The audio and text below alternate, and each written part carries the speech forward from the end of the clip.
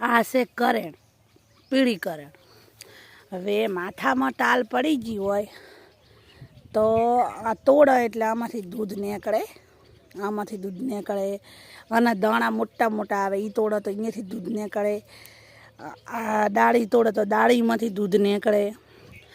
જેને માથામાં ટાલ પડી ગઈ હોય ને, અથવા દાઢીમાં અને વાળ ના ઉગતા હોય ને, એને રોજ નહીં અને નાયા પછી આ દૂધ લગાવી દેવાનું. તો માથામાં તેલ નાખલ ના હોવું પડે અને આ દૂધ લગાવી દેવાનું રોજ. એમ મહિનો 2 મહિના આનું દૂધ લગાવો એટલે તમારા માથામાં નવા વાળ આવી જાય. અને કહેવાય કરણ. આ પીળી કરણ છે.